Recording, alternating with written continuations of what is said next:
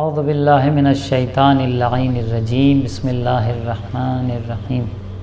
الحمدللہ رب العالمین الصلاۃ والسلام علی محمد وآلہ الطیبین الطاہرین اما بعد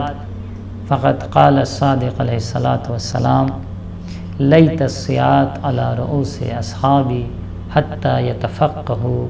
فی الدین۔ حدیث عزیزوں، حدیث ہے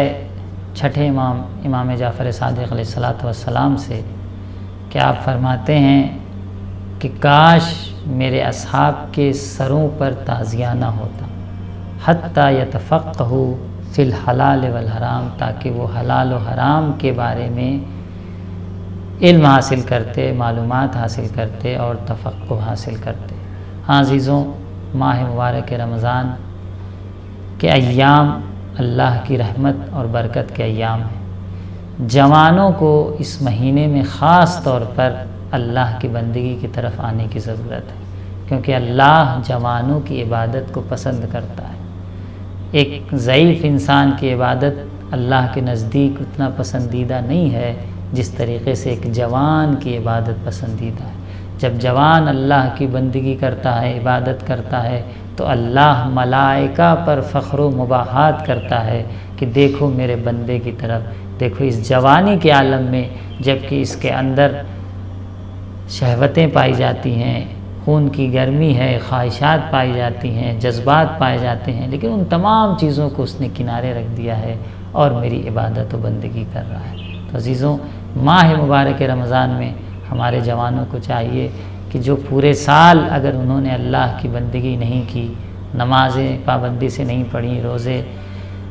خیر قضا نہیں رکھے، یا ماہ رمضان کے روزے گزشتہ سالوں میں نہیں رکھے، یا دوسرے جو واجب و حرام ہیں اس میں کوتاہی کی، تو اس ایک مہینے میں بہترین فرصت ہے ہمارے جوانوں کے لیے کہ وہ اللہ کی بارگاہ میں آئیں اور توبہ اور استغفار کریں، کیونکہ رمضان کا جو نام پڑا ہے مہینے کا، رمضان کا نام جو ہے اس کی ایک وجہ یہی ہے کہ لِأَنَّهُ يَرْمَزُ الذُّنُوبَ، کیونکہ وہ گناہوں کو جلا کے راکھ کر دیتا ہے یا گناہوں کو محو کر دیتا ہے۔ تو اگر پورے سال ہم سے کوتاہیاں، غلطیاں، گناہ، معصیت، انسان ہے، جوانی ہے، جذبہ ہے، خون کی گرمی ہے، خواہشات نفسانی ہے، لیکن ان تمام چیزوں کے باوجود اگر ہم اس ایک مہینے میں ہمارے جوان آئیں اور آنے کے بعد اللہ کی بندگی کی طرف، اللہ کی اطاعت کی طرف، اور یہ سوچ لیں کہ ہمیں اللہ کی اطاعت اس ایک مہینے میں کرنی ہے، تو اپنے بہت سے گناہوں کو بخشوا سکتے ہیں۔ یہ گناہوں کی بخشش کا مہینہ ہے، یہ اپنے گناہوں کی مغفرت کروانے کا مہینہ ہے۔ اگر ہم یہ چاہتے ہیں کہ ہمارے گناہ بخشے جائیں، کیونکہ جوانوں میں، اور دیکھیں ماہ رمضان میں جو یہ روزہ ہم رکھتے ہیں، یہ روزہ خود جوان کی بہت سی مشکلات کا حل ہے۔ آج جوان میں جو سب سے بڑی مشکل پائی جاتی ہے وہ کیا ہے؟ وہ غریزی جنسی مشکلات ہیں۔ عمر ہو چکی ہے، 25 سال ہو گئی، 30 سال ہو گئی، اور شادی نہیں کر سکتے، شرائط نہیں ہے، ابھی پڑھائی چل رہی ہے، آج کل تو ہمارے معاشرے میں زیادہ ہی ہو گیا ہے، ابھی پڑھ رہے ہیں، پڑھ لیا تو ابھی جاب تلاش کر رہے ہیں، جاب نہیں ملی ہے، تو ایسے مسائل ہیں جس کی وجہ سے شادی کی عمر 25-30 سال کے بعد شادی کہیں ہوتی۔ تو ایسی صورت میں جوان جس کے اندر خواہشات ہیں، جنسی ضروریات ہیں، تو اب وہ کیا کرے؟ خود روزہ رکھنے سے اس کی یہ جو جنسی ضروریات ہیں وہ معتدل ہوتی ہیں، اعتدال پیدا کرتی ہیں۔ اور میں خود نہیں بیان کر رہا ہوں، حدیث میں ملتا ہے، حدیث ہے پیغمبر گرامی اسلام سے کہ یا معاشر الشبان، اے گروہ جوان، جوان لوگوں سے خطاب کر رہے ہیں کہ اے گروہ جوان، من استطاع منکم الباء، تم میں سے جو اپنی جنسی ضرورت کو شادی کے ذریعے اور حلال طریقے سے پورا کر سکتا ہے تو بہتر، اور اگر نہیں، جو شخص اپنی ضرورت کو پورا کر سکتا ہے فلیتزوج، یعنی جو شادی کر سکتا ہے وہ شادی کر لے، فإنہ اغض للبصر، کہ بے شک شادی کرنے سے انسان کی آنکھیں گناہ سے محفوظ ہو جائیں گی، انسان کی آنکھیں چشم چرانی اور گناہوں سے محفوظ رہیں گی۔ وَأَحْسَنُ لِلْفَرْجِ، زنا اور جیسے گناہ سے دور رہے گا، وَمَن لَّمْ يَسْتَطِعْ، لیکن اگر کوئی جوان کسی بھی بنیاد پر، جیسا کہ ہم نے بیان کیا کہ ابھی پڑھائی چل رہی ہے، ابھی ایجوکیشن ہے، مالی حالات نہیں صحیح ہیں، رشتہ نہیں مل رہا ہے یا جاب نہیں مل رہی ہے، شادی نہیں کر سکتا، تو عزیزوں اب کیا کرے وہ جوان؟ کیا گناہ میں مبتلا ہو؟ تو اس کا راہ حل پیغمبر گرامی اسلام بتاتے ہیں فَعَلَيْهِ بِالصَّوْمِ، تو اس پر ہے کہ وہ روزہ رکھے، لازم ہے، کیونکہ گناہ سے اپنے کو بچانا ہے تو اس پہ لازم ہے کہ وہ روزہ رکھے۔ فَإِنَّهُ لَهُ وَجَا، کہ بے شک یہ روزہ رکھنا اس کو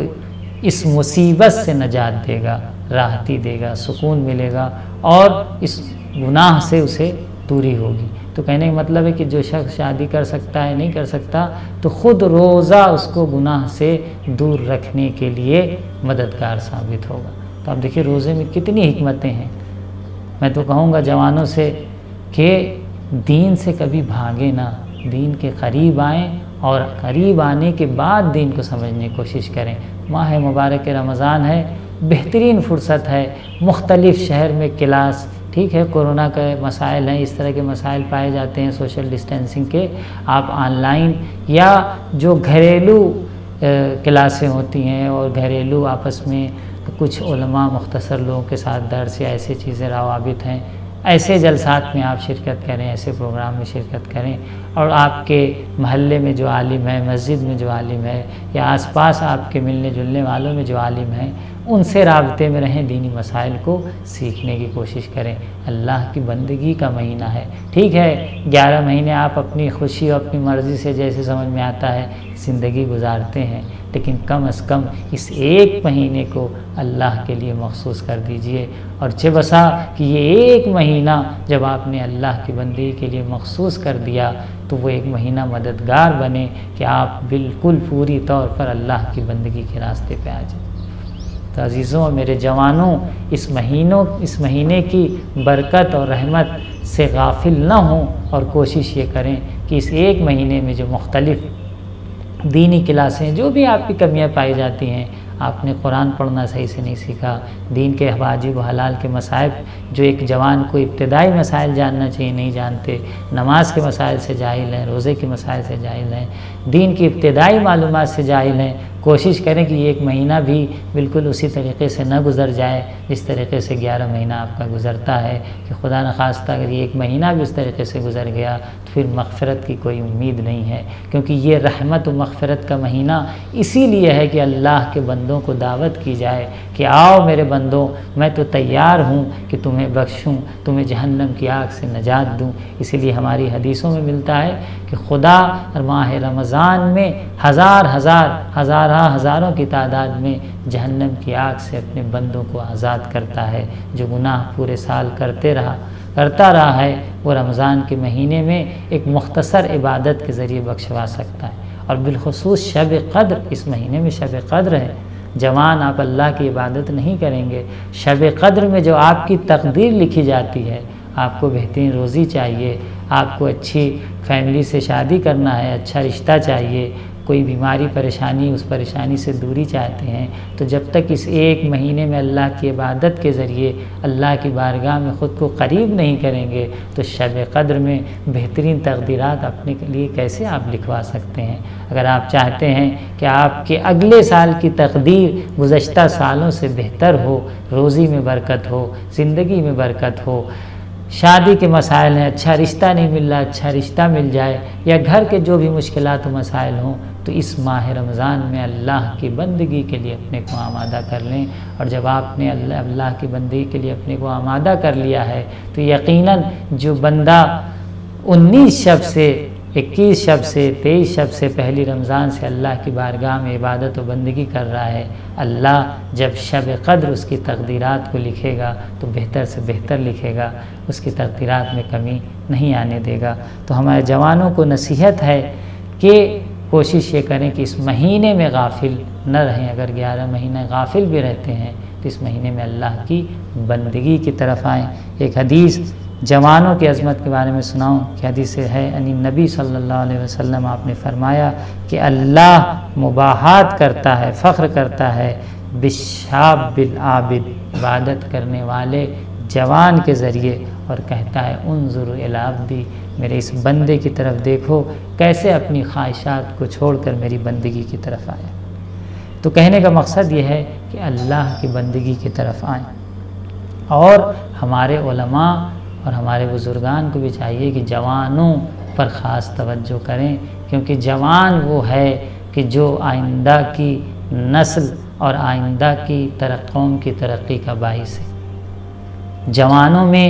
تبدیلی اور تغیر اور تبدیلی پانے کی زیادہ گنجائش ہے، کیونکہ ابھی ان کی نئی عمر ہے، ان کے اندر ہم چینجنگ لا سکتے ہیں۔ تو علماء کو بھی چاہیے کہ جوانوں پر خاص توجہ کریں، جوان ان سے دور نہ ہوں، ان سے قریب آئیں، ان سے ملیں اور دین کے مسائل کو سیکھیں۔ انشاءاللہ امید یہی کرتے ہیں کہ اس مہینے میں جو بابرکت مہینہ ہے، زیادہ سے زیادہ ہمارے جوان اللہ کی بندگی اور عبادت کی طرف آئیں۔ السلام علیکم ورحمۃ اللہ